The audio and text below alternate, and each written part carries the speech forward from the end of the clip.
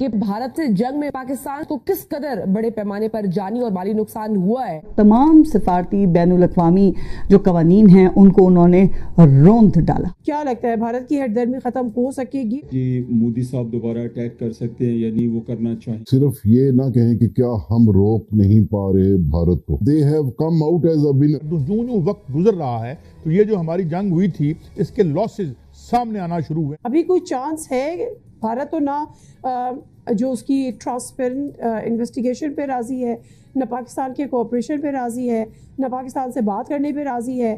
جو Indus water treaty ہے اس کو ابھی بھی اس نے معطل کیا۔ حد تک بھارت نے ڈیمیج کیا اور آہستہ آہستہ ہمارے اتنے فوجی مر گئے۔ ابھی جو سندھ طاس معاہدہ ہے وہ تو ایک طرح سے معطل ہوا ہوا ہے، تو یہ پھر کس سمت میں سب جائے گا؟ لیکن سٹل اگر وہ ہمارے پانی پہ نظر رکھ کے بیٹھتا ہے تو پھر پاکستان کے پاس مزید کیا چیزیں ہیں جس سے وہ اس طریقے سے اس کو ایک اچھے طریقے سے سارٹ آؤٹ کر سکے، کیونکہ پانی پہ تو ہمارا بھی حق ہے۔ بڑا ڈیفنس بجٹ تو اس خطے میں ہونی کیا ہے، $78 ارب۔ سب سے زیادہ آرمز امپورٹ یہ کرتے ہیں دنیا سے۔ کہ بھارتی فوج آپریشن سندور وارننگ کے بعد بھی بھارت کوئی براہ راست جنگ کا پلان کر سکتا ہے یا پراکسی وار کے ذریعے ہی پاکستان کو غیر مستحکم کرنے کی سازشیں کرتا ہے؟ لیکن اگر ہم بات کریں ہندوستان تو ہندوستان نہ صرف یہ کہ ٹیکنالوجیکلی پاکستان سے کافی آگے، S-400 سسٹم ان کے پاس ہے، رافال ان کے پاس ہے، پھر براموس میزائلز ہیں، سپرسونک میزائلز ہیں، اس طرح کی اور بہت ساری ایسی چیزیں ہیں جو ایک کلیئر ڈفرنس رہا پاکستان اور انڈیا کے درمیان۔ اب یقیناً یہ حملہ ٹرمپ کی آشرواد سے ہی ہوا ہوگا۔ ٹرمپ نے کہا ہوگا نا کہ جان جی لے اپنی زندگی برباد۔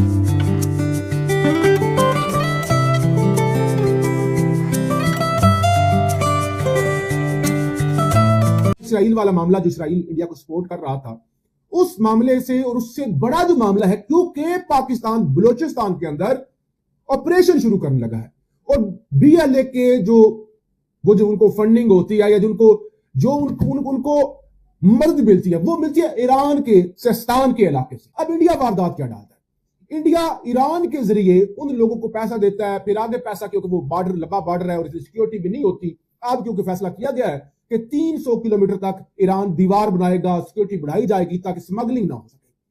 تو اس لیے بھی یہ ایران کا دورہ اہم تھا کہ ایرانیوں کو بتایا جا سکے دیکھو آپ کے ملک سے ہمارے ملک کے اندر حالات خراب ہوتے ہیں، سیکیورٹی ٹائٹ کریں، اور جو راہ کا نیٹ ورک آپریٹ ہوتا ہے ایران سے ان کو روکے۔ میں نے ٹرمپ کے ماضی کے بیانات نہ سنے ہوتے، ٹرمپ کی مودی سے جادو کی جھپیاں نہ دیکھی ہوتی، اور ٹرمپ کی پاکستان کی امداد روکنے کے ٹویٹس بھی نہ دیکھے ہوتے۔ حیرت انگیز طور پہ آج کل ان کے منہ سے پاکستان کے لیے پیار امنڈ کر چھلک رہا ہے۔ ان کے ہر بیان میں پاکستان کی تعریف ہوتی ہے، اور جناب کبھی کبھی تو ایسا لگتا ہے کہ وہ جان بوجھ کر بھارت میں آگ لگا رہے ہیں۔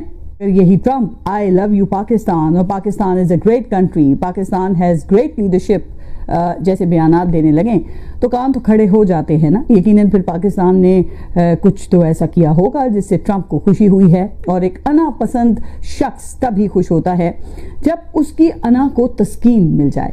پاکستان نے سمجھا کہ انہوں نے ٹرمپ کو خوش کرنے کا جو راز ہے وہ جان دیا ہے۔ وہ جنگ روکنے کا کریڈٹ لینا چاہتے تھے۔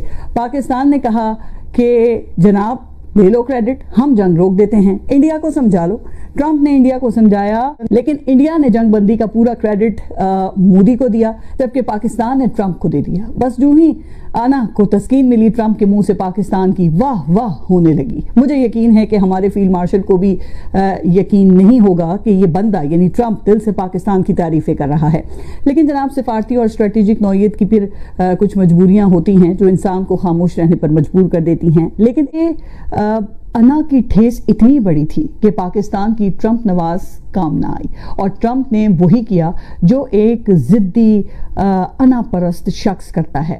یہاں پاکستانی اداروں کے ماہرین نفسیات وہ پوری طرح سے فیل ہو گئے ہیں۔ ٹرمپ ایک روایتی چالاک بنیا ذہن کے مالک ہیں جن کا مقصد صرف اپنے برابر کے دوستوں کو فائدہ پہنچانا ہے۔ پاک بھارت جنگ میں آپ نے دیکھا کہ بھی یہاں ہمارے اداروں کے پاس تو جناب ایک ایسی شخصیت بطور وزیر اعظم موجود ہے جو اگر کسی کی تعریف کرنے لگے تو وہ بندہ خود شرمندہ ہو جاتا ہے کہ میں اتنا عظیم کیسے ہو سکتا ہوں۔ انہوں نے सदर ट्रंप की वो तारीफें की कि ट्रंप का सीना खुशी से फूल गया। ट्रंप ने हमारे फील्ड मार्शल को खाने पर बुला लिया। ट्रंप से अगर कुछ निकलवाना था तो ट्रंप की हना की तस्कीन तो करनी थी, और फिर शहबाज शरीफ साहब से बेहतर तो ये काम और कौन कर सकता है। पहले 4 जंगें हुई हैं भाई, आप क्या कहना चाहेंगे? पहले जो 4 जंगें हुई हैं वो भी तो कश्मीर के नाम पे हुई हैं, तो क्या तब कश्मीर ले लिया? थोड़ी सी जंग होती है, उसके बाद फिर खत्म हो जाती है। यानी आप कहते हैं तो मतलब थोड़े से लोगों को मरवा के फिर जंग खत्म कर देते हैं। अच्छा। आप जब जंग शुरू करो तब तक खत्म करो कि जब तक मसला हल ना हो जाए।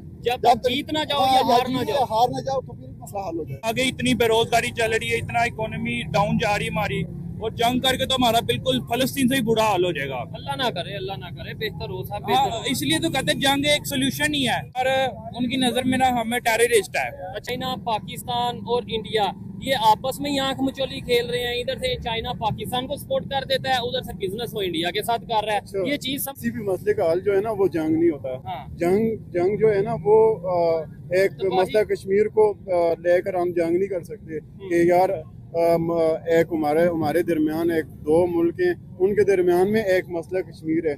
बस जंग छेड़ी जाओ 70-78 साल हो गए हैं हम लोगों ने जंगें कर करके एक ही मसले पर, वो 48 से लेकर आज 2025 से अब तक जंगें लड़ रहे हैं। तो क्या हमें क्या हासिल है? आपको बता दें कि ऑपरेशन सिंदूर में पाकिस्तान की वायुसेना को काफी नुकसान हुआ।